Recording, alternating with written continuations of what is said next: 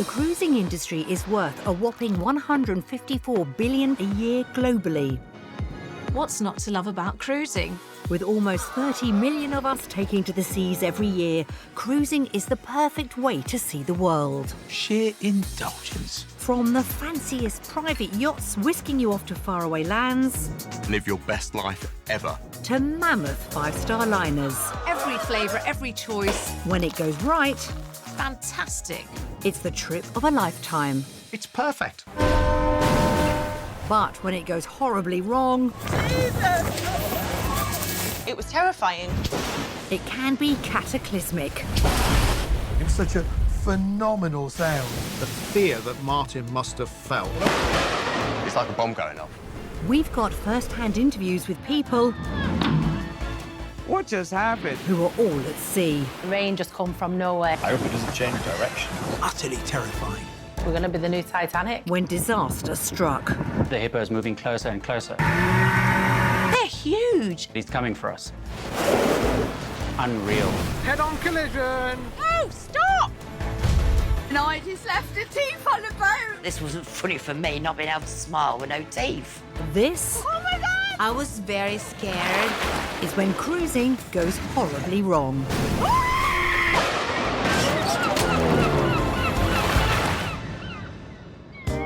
When most of us think about cruises, we think about the ultimate in luxury. And of all the types of holiday, cruises are often the trip of a lifetime. Some people say for years to go on their dream cruise. You've got everything at your fingertips. You want it to be the best experience you've ever hoped for. And Robert and Rita from the Gold Coast couldn't wait to get started, especially how hard Rita had worked on Robert to make the dream cruise happen. For the past 25 years, Rita has been chipping away at me to try and get me on a cruise, but of course, me with my seasickness never agreed. From the pictures that look fantastic, so I thought I need to be in those pictures. The couple booked a picture-perfect, no-expense-spared European cruise and travelled all the way from Australia. It blew my mind from what they had on that ship. This is going to be the adventure of a lifetime. And their first stop was a fittingly iconic destination. It is going to be magnificent. A floating city steeped in history. Beautiful buildings, beautiful people, very expensive coffee. And they made sure they were in pole position to see everything. The room that we had was fantastic, with the same view that the captain gets when he's steering the ship. Best view ever.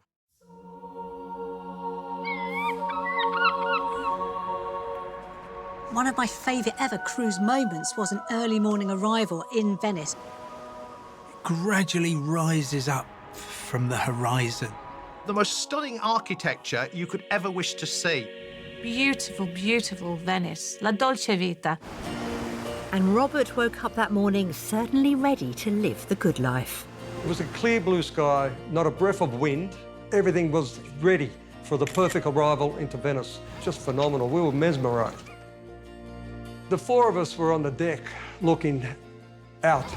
Our ship started to turn slightly to the right. I knew for sure that something wasn't quite right. The tugboat that was pulling us along veered out to the left quite sharply and accelerated hard. All the black soot started to come out of the funnel on the top of the tugboat. I heard them drop the anchor, which is when I thought,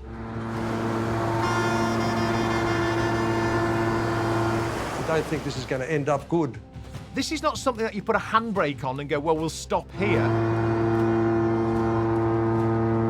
This is something where you really need probably a mile to stop.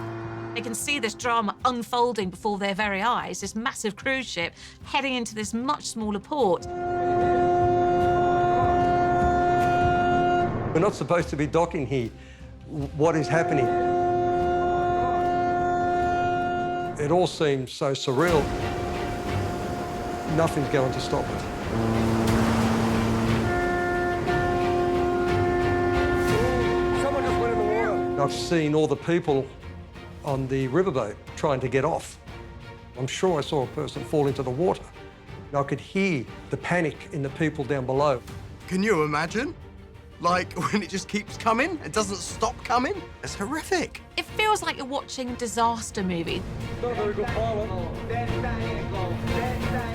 You are thinking the worst. It all seems so surreal.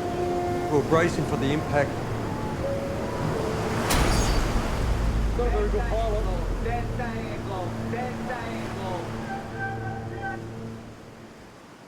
The ship just sliced through it like butter. The ship's owner, MSC, issued a statement. This morning at around 8:30 a.m, the MSC Opera, while manoeuvring towards its berth ready to dock, had a technical problem. An investigation is underway to understand what happened. Although 5 people were injured in the crash, thankfully there were no fatalities. It was incredible that people didn't lose their lives. The side that hit the dock, there were huge gouges and scratches. I just think, how on earth can that happen in the 21st century? The High Court of England and Wales ordered MSC to pay the owners of the riverboat for the losses incurred. Unfortunately, it needed €3 million worth of repairs. And an Italian court sentenced the ship's captain and 4 crew members to jail time for ignoring warning signals about the ship's engine, although this was commuted to fines. MSC issued a follow-up statement in response. No one will serve any time and no one has admitted liability. In fact, this leaves MSC Cruises free to pursue other avenues of action to uncover what it believes to be the true causes of the incident. But the crash was something locals had long feared. Venice has had its problems with cruise ships for many years. Massive monstrosity cruise ships pulling into their home.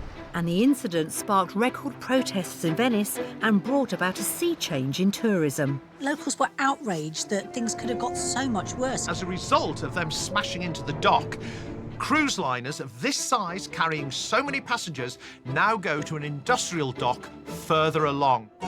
Robert and Rita's dream trip was also made decidedly less dreamy.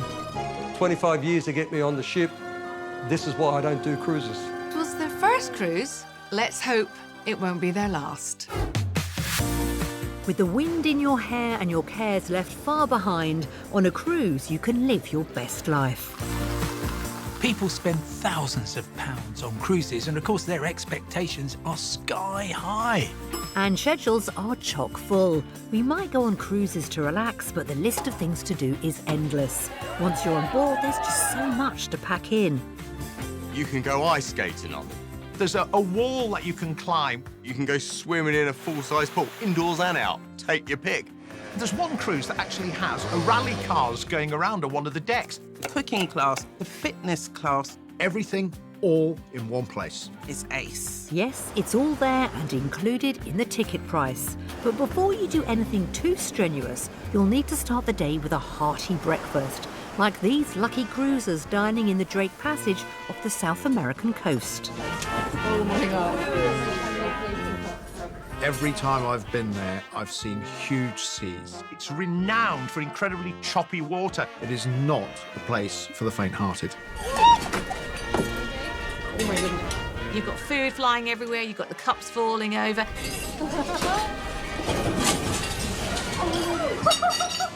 They know they're in for a bit of a ride.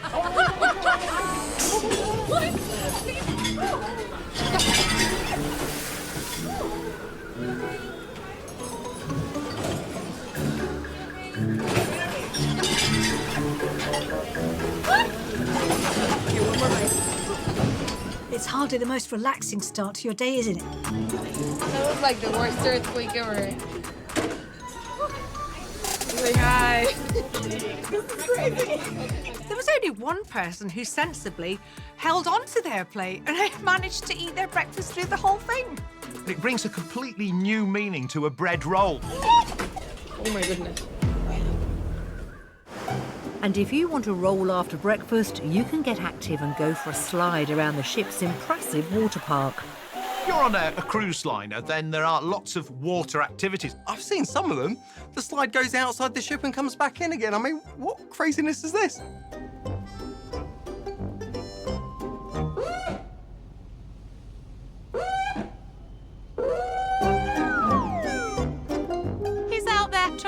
live his best life. And he gets stuck. And he's in basically the U-bend. But then he slides all the way back down. A bit humiliating, that, isn't it? And of course someone's filming it. I have no idea how they're going to get him out of there without a massive human plunger. Oh, bless him.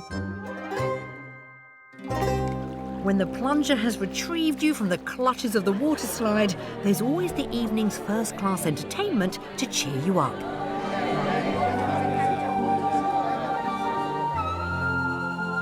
But perhaps this piece of Titanic inappropriateness is not the sort of thing you'd want to hear when you're actually on a cruise ship.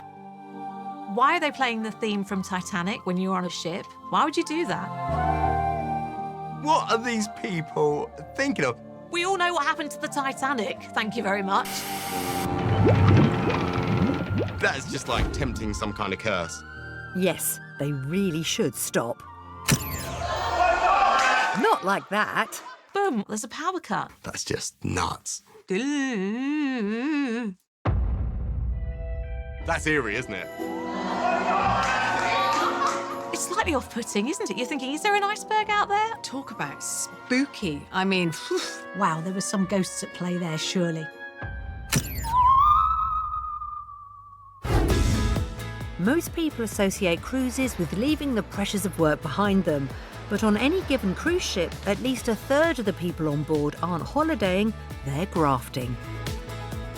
These cruise ships run on their staff. I'm lucky enough to have been on quite a number of cruises, and the thing that shocked me more than anything was how hard everybody works to make you have a good holiday. Working many hours a day for months on end. But it's not all swabbing the decks and bracing the mainsail. Cruise ship worker Lucy certainly makes the most of her free time. When I go on a ship, you might work a 14-hour day, but then the next day you have some time off in Portofino or Alaska, Australia, Hawaii, Fiji. A lot of places that I would have never been able to afford to go to if I wasn't on cruise ships, so I love it. It's a really rewarding occupation, but crikey, it's hard work. And on one trip when Lucy arrived in Sardinia, all seemed easy breezy. It was a beautiful sunny day. We were in our bikinis, we were swimming in the sea, all was good. It's just perfect, like, best beach, the sand is beautiful. Yeah, 10 out of 10. We started to make our way back to the terminal. It's raining! Look at that sky! So long. We thought we'd set sail and we'd be out at sea before the rain hit. When we got to the terminal, we were like, I think this might be a little bit more than rain that's coming for us. As it turned out, Lucy's fears became all too real. Jesus! That's off the top! The wind really picked up. And I remember seeing one of the mattresses fly off the back of the cruise ship.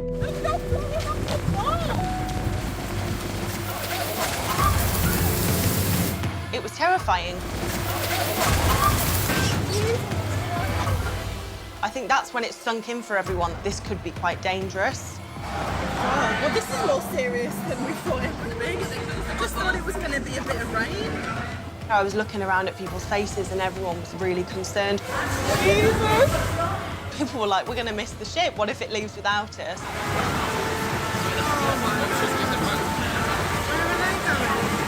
The terminal isn't a solid structure, so it was blowing backwards and forwards. You didn't know what was going to happen next? Are they going to be safe? I've experienced most weather that you can experience working at sea, but I've never experienced something like this. That's mad. That's crazy, man. I've never been that scared before. This is not normal wind. This is insane. Basically, everything is out of your control.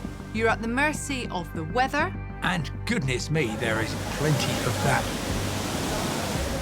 It's game over. Not only was the future of the cruise in jeopardy for the workers and passengers, but pretty soon their only refuge was compromised. The rain started pouring into the terminal. and that's when everyone just made a run for it onto the bus. It was almost more scary because we were on this bus that was waving back and forth because it was caught in these awful winds. It's pretty damn scary because there's nowhere to go. I mean, that is a hair-raising experience to have.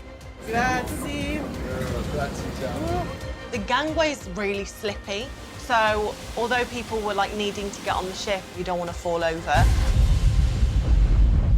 Okay, so we're on. We're safe. Just about. Lucy and her terrified fellow passengers had run the gamut and walked the gangplank, but they'd made it. This whole event was only like an hour, but it felt like a lifetime. Although no one was seriously hurt, in cruising, the knock-on effects of even a short delay can spell disaster. A lot of these operators, if they don't leave on time, they get charged a late fee. We did leave an hour late, which does come at a huge cost to the company. Boats need to leave on time. That is a pretty unbreakable rule. Late departure penalties can be tens of thousands of pounds or more, but the ship and its passengers eventually made it to their next stop. And after this, I've definitely taken on a new appreciation for life, because you never know when your ship sailed.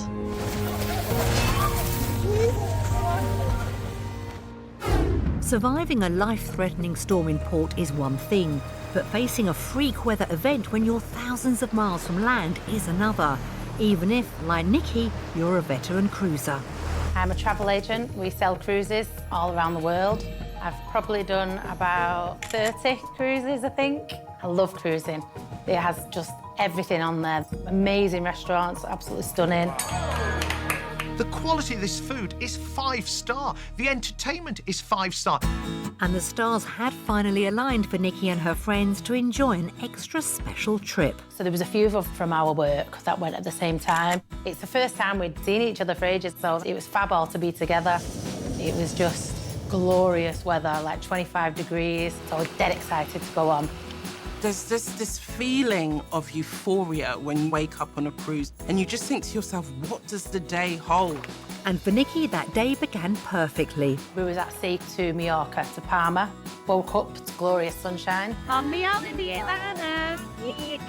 We're tired. We'd arranged to meet at the pool because the weather was nice, and I thought that was going to be midday planned, sunbathing all day. The sun is out, the seas are calm, you've got a lounger, you've got a cocktail. Everything is great. What is it they say about speaking too soon? The rain just come from nowhere. The skies open, it bounced down. You're afloat. You are subject to weather. Can bubble up and you can get these severe storms appear out of almost nowhere. It was just that heavy really, really quick. You had that much on the decks. It's never rained like that for me before when I've been on a ship. But ever the professional, Nikki kept the holiday vibes going. I quite liked it because I live in Malta, so for me it was the first time I'd seen rain in 6 years, so I was doing a daft rain dance, like making people laugh. Is it good, Nick? When the rain stopped, I kind of thought that was it was over. And then as we just looked out to the right, oh my God, this like tornado was there. Gosh. And it was just right at the front of the ship. Utterly terrifying. It was massive. It just come from nowhere. I've never seen anything like it. I think when you're on a ship and you see something like that right in the middle of the ocean, you'd feel quite scared. It was practically touching the ship. I thought, we're a goner. We're going to be the new Titanic. Right, twister. It's like you can't see anything. To see a water spout like this, a vortex, unbelievable. My God, what a shocker. Nikki, the crew and the 1,000 passengers on board were faced with imminent danger. Water spouts are exceptionally difficult to predict. They can move about, they can change direction with no warning whatsoever.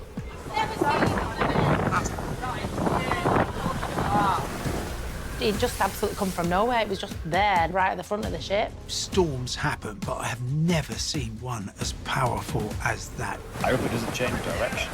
I thought that thing was going to do a U-turn, hit the ship, and everything was going to go flying. If you're hit by a water spout at sea, it's going to have devastating consequences. We're not even in America, it's full of them. You see it on movies and it rips towns apart, so to see that next to your ship is scary. I've never seen that ever in life. You did think it was going to hit. Are we going to get stuck in the middle of this? It was that close. What's going to happen?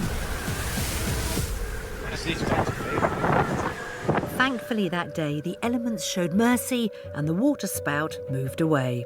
You never, ever think you're going to see that in the Mediterranean. It's just bonkers. It is incredibly unusual. But for Nikki, the memories of this nightmare cruise weren't going to blow over quickly. It was amazing to see, but I don't ever want to do it again. It was frightening.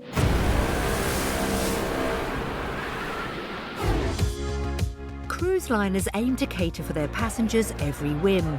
So it's surprising that one of the great attractions of setting sail on a cruise ship is getting off it again.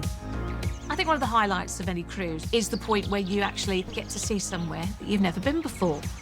Lots of cruise destinations are really alluring and you can kind of almost lose yourself in them. In fact, the only danger with cruise excursions is that you'll have too good a time. Don't sit there having too much to drink and eat and then think, oh, we're a bit late. Yikes, we're supposed to be back on the boat. That ship is leaving without you. This couple in Bermuda are certainly sailing close to the wind. It's 20 minutes after the all-aboard time. Pier runners, it is a bit like a spectator sport now. You're very smugly back on board, looking at these people tearing down the gangway, desperate to get back to the ship.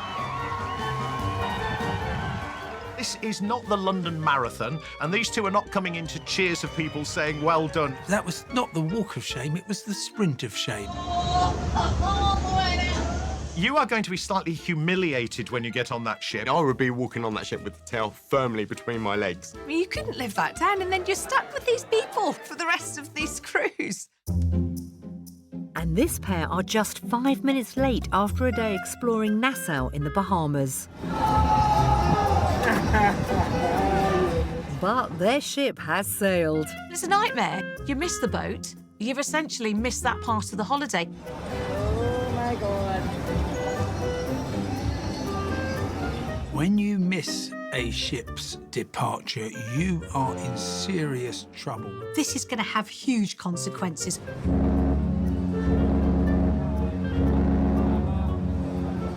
The fact that the ship goes off, its horn blaring, must have been even more of a sort of insult to them, and the ship is almost mocking them to a degree. That sucks. And it's up to you then to go and find the boat at its next stop. It could involve many hundreds of even possibly thousands of miles. And that is going to cost you. Oh my God. Basically, you're screwed. Bye-bye. Bye-bye. Did you hear that? Being mocked by your fellow passengers on a foghorn is bad enough. But when you miss the boat in St. Martin, things can get out of hand. Al, they've actually missed it! They've got people on board laughing at them. If you're sat on your balcony, it must be fantastic, mustn't it? Watching people trying to make the ship before it just pulls away. What do they expect? You know, they're not royalty. No boat is going to wait for them. Oh dear, oh dear, oh dear. Is he waving at us because we've missed the boat? That's not very nice. Quite embarrassing. See you later, don't want to be ya. Next time you'll be on time. The cruise in question did explain that this wasn't a crew member being incredibly rude, it was a seafaring tradition. We wave this at another ship, another cruise liner that's also going to be leaving the dock. Or it might just have been, I know there's going to be some idiot who misses this ship, but let's give them a proper wave as we depart without them. Absolute insult to injury for them.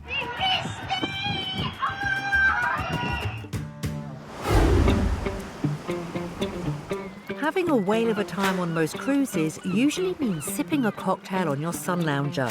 But there is one type of cruise that's about catching a glimpse of those giants of the deep.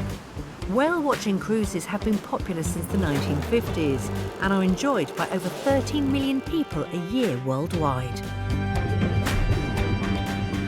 Whale watching is hugely popular. I love it. The beauty of seeing dolphins and whales, it takes you to a whole different world. The delight of seeing these incredible, majestic creatures. You can't get that experience anywhere else but other than being on a boat or on a cruise.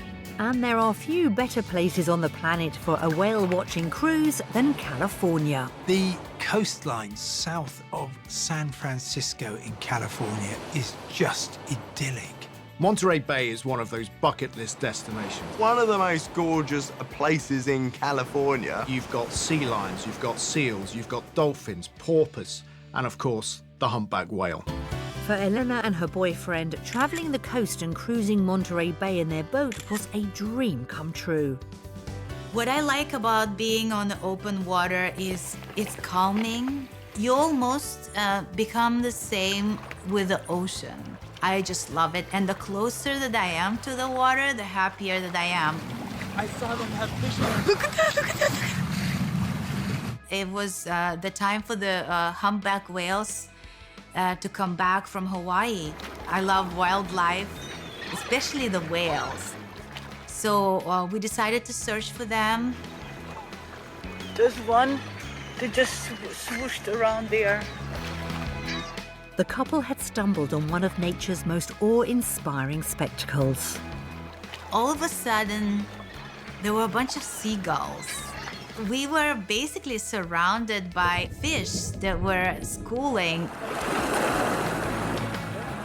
They've seen a little bit of activity going on. They thought, that looks very interesting. Getting up close and actually seeing these animals really at close quarters is a real treat. You're surrounded by marine wildlife, going about its business, feeding. It was just something for us to remember. Talk about living the lifestyle. My friend turned off the engine. Oh my God, oh my God, oh my God, oh my God! Oh, Holy God. Wow. It was quite overwhelming. It was very sudden. I was very scared. You're on a 26-foot yacht, and you are in the middle of a feeding frenzy. The humpback whale is huge. You don't really appreciate its size until it's close up. I think they're planning something. They were coming out of the water with their mouths open and trying to swallow as much fish as they could get. I struggle to watch this because I actually have a bit of a phobia about whales. Oh, we have to kind of maybe. I know, my God! Its nose was as big as like my head. They're just doing their thing, that's fine, but I'm a little bit, He was right out, he's under us. I couldn't stop looking at them. Like I was hypnotized. It was super flat, not many waves.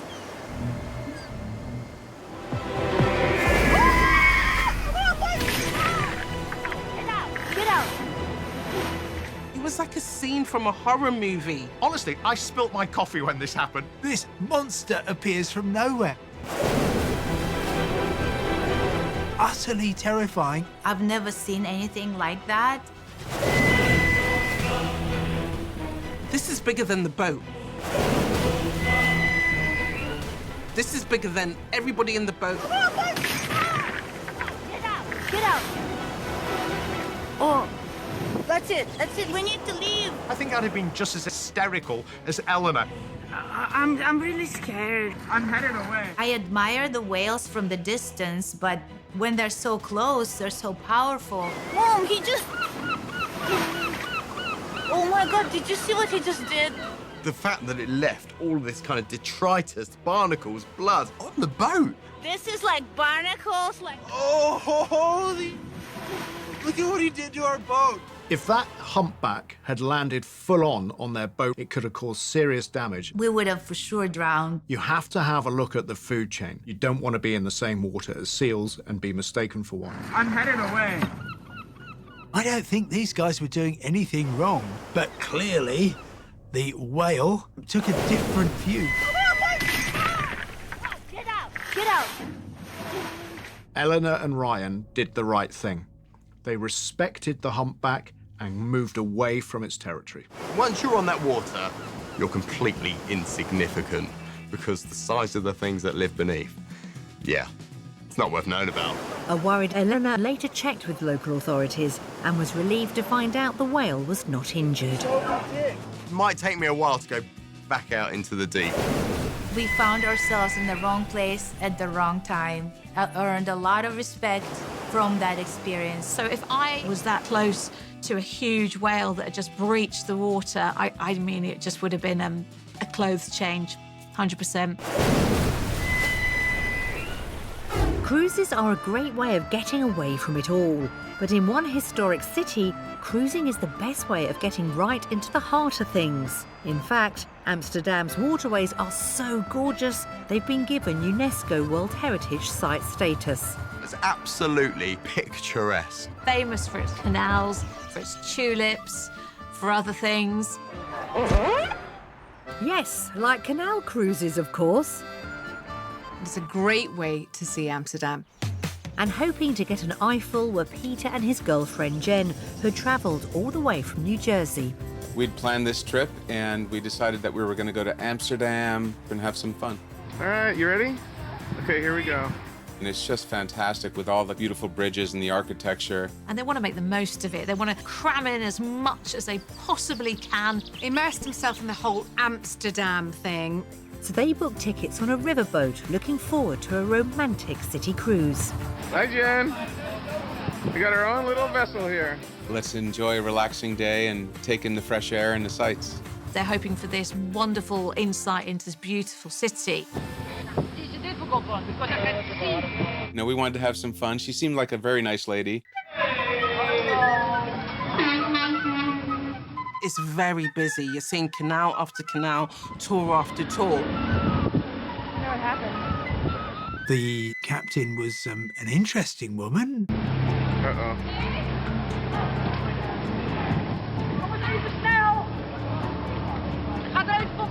There was a couple of times where she'd be heading towards another boat and all of a sudden she'd be yelling at them. I definitely knew something was off. She was totally in over her head.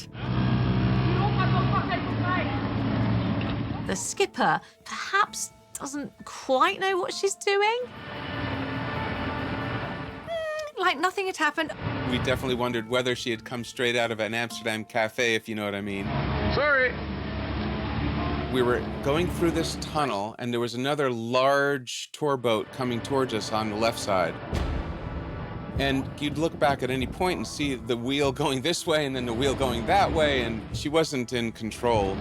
Oh, let's just quickly turn right. No, let's turn left. She seems very inexperienced, and that is scary. Just terrifying. She was still oversteering.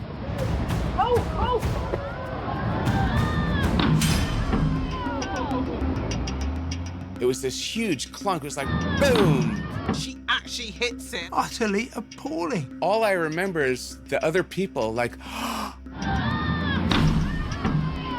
and that was it. They just got hit. They looked absolutely terrified.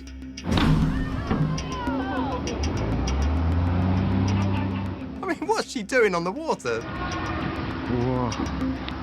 Of course, I looked back at the skipper, just sort of been like, what just happened, right? Extraordinary that more damage wasn't done. And she looked quite shaken by the whole thing. My girlfriend, I think it pushed her over the edge. Hello. What's going on? I mean, she was hysterical, which I'm glad, because she could have been quite afraid, right? It was insanely comical. It's like carry on up the canal. By this time, the couple were understandably thinking about getting back onto dry land. That's our last stop. We can jump out. Just find whenever you find. No hurry. We wanted to support her as much as we could, but she'd missed a couple of the stops. Is that where we're supposed to? What happened? Well, she's not going to get a good rating on TripAdvisor. Okay, one more little. She's created chaos on the canals. Help us out here, skipper. And I really was curious about what she thought about what just happened. Because of the waves. It was all this. So Right. I had this. She was saying, oh, it was the weather, it was the wind. What are you talking about? Have you seen the horrified faces of people on other boats? Well, this was one of my first days. Not really my first day, it was the second day. You mean as a skipper? As a skipper. And it's really a difficult one today. I could not believe it. I think it's safe to say that maybe this shouldn't be her chosen profession. When you come back next year, Okay, be a pro. I'll give you a free ride.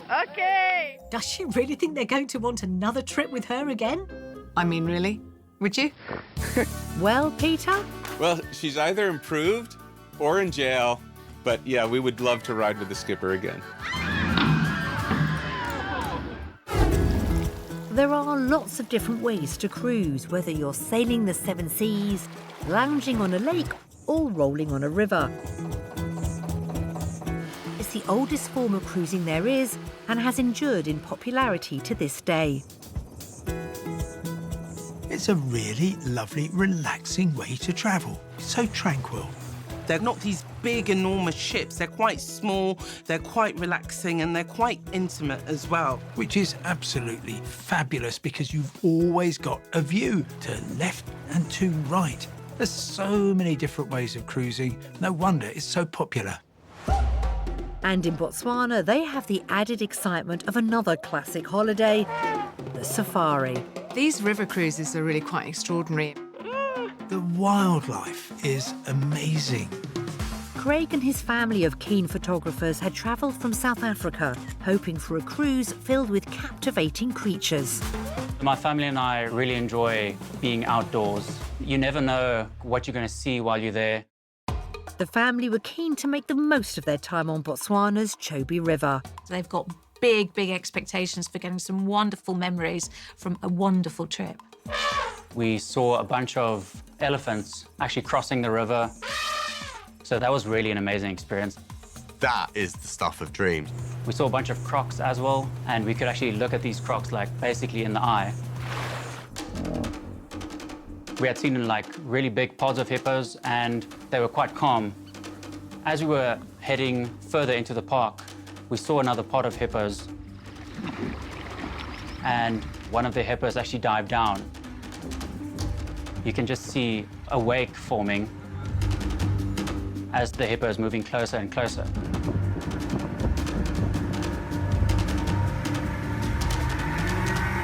You can hear the engine revving up, but the gap between us and the hippo isn't really getting any bigger. In fact, it was just getting smaller and smaller. How can something that big move so fast through water?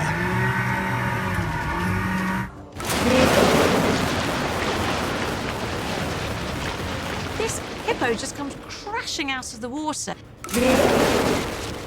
He decided that he's coming for us, and pretty much the whole hippo is out of the water. Do not be fooled. Hippos are deadly. They kill up to 500 people in Africa a year. I would have been screaming, going, "Get me out of here! Get me out of here!" Seeing a hippo within almost touching distance of you is unreal. If that thing tipped you out the boat, I mean, that's it. It's game over, isn't it?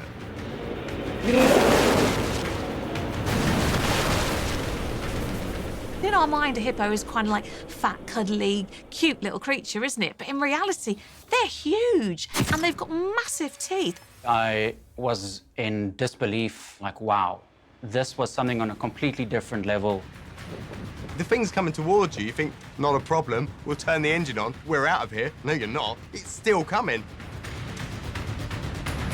If that hippo wants to catch up with that boat, I feel sorry for you.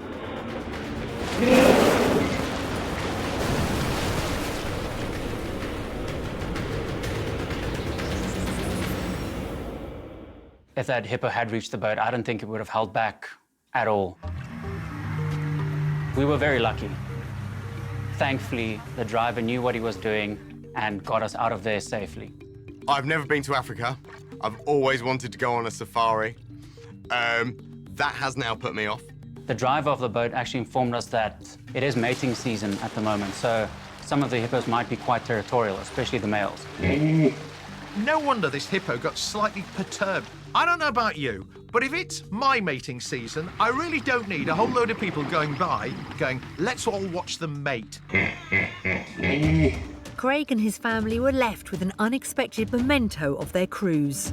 I actually had a look at the video, and then I truly realized how close we were to this hippo.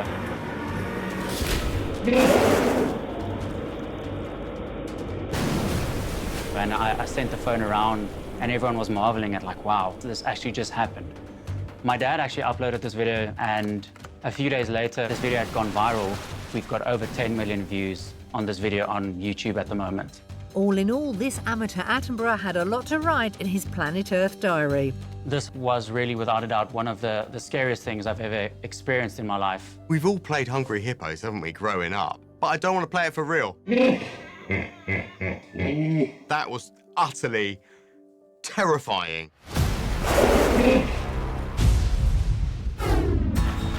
And finally, as we sail into the sunset, it's always good to remember that no matter what goes wrong, cruises are about enjoying the finer things in life. There are huge expectations going on a cruise. Everybody is supposed to be having the most wonderful possible time. You have saved up for this once-in-a-lifetime trip. You're expecting to have 10-star service all the way. Entertainment, nice food, and relaxation. Everything's just there for you. But luxury holidays aren't something that are generally enjoyed in North Korea. Tourism isn't really the first thing I think of. I would say that probably not a lot of people would consider going there for a holiday. But after enduring decades of oppression, in 2011, Kim Jong-il made a stunning announcement to the people. Communist countries always seem to have the same problem, which is a lack of hard currency. And they quite often come up with the same solution, which is, let's start a tourism industry, and then we'll make plenty of cash and we'll be able to buy some components for a nuclear missile or whatever you want to spend it on. When Kim Jong-il said he was launching a cruise, he didn't mean a missile, he meant a cruise. It's kind of offbeat, isn't it? Going on a cruise ship put on by the nation of North Korea. Interesting. It's absolutely fascinating for people who want to go somewhere that very few other tourists have been to. The good ship Mangyongbong 92 would show the world North Korea could put on a dazzling display of opulence. The boat looked like something that should have been sunk 100 years ago. How anybody would pay to go on something like that is beyond me. It's the last thing I would ever get on if I was considering a cruise anywhere in the world, and certainly never in North Korea. The ship was a 39-year-old converted vessel. 130 passengers were invited on its maiden voyage down the coast. There's nothing wrong with adapting other vessels to turn them into luxury cruise ships. They were given a rapturous send-off. And the interior would surely be better. After all, exteriors can be deceptive. Not in this case. So you've got people sleeping on bunk beds, sometimes just a mattress on the floor. A kind of low-rent, floating youth hostel. All of a sudden, you realise you made a mistake as soon as you stepped on the boat. It's kind of back to basics, isn't it? And the bathroom arrangements weren't so much en suite as on sour. It was really disgusting. Just foul. If you're expecting sheer luxury, you are so going to be disappointed. It was like a floating prison. There's basically mud pouring out of the taps. If the boat actually sank, the water would be cleaner. I think you wouldn't even need the sign, would you, to say, do not drink this water, because it would be pretty obvious. Life on board looked as though it was going to be one long nightmare. This cruise was for journalists. Why would you invite journalists onto this particular ship? Putting the international press onto a boat that literally should have been scuppered many, many years ago isn't the way to go about it. They could have marketed this as some kind of Dickensian experience. Find out what it was like in the olden days. Your expectations were never going to be high, but you've still paid to get on board this ship. Must have been a bit of a shock. And just when you thought the passengers had suffered enough, the entertainment began. Look at how bored the children are playing with the false grins. We're here to entertain you. If you want to have some sub-Butlins entertainment, welcome to North Korea. Just, well, beyond words, really. But at least the ship did make waves on its return. Just to leave an impression on everybody, let's ram the dock on our way home. It's tragic. North Korea's first cruise ship was such a success that it was replaced with a Singaporean vessel soon after. I've had some pretty ropey voyages, but frankly, they were an awful lot better than on board the good ship Kim Il-jung, or whatever it was called. According to US satellite images, Mankyongbong 92 is now docked up the coast, safely away from the tourism industry. If North Korea think that they're going to tempt people to come to their country as tourists, this is not the way to go about it. Life must be pretty bad if you think that that's a good holiday. You get what you pay for, and you're not going to be paying very much for this sort of thing.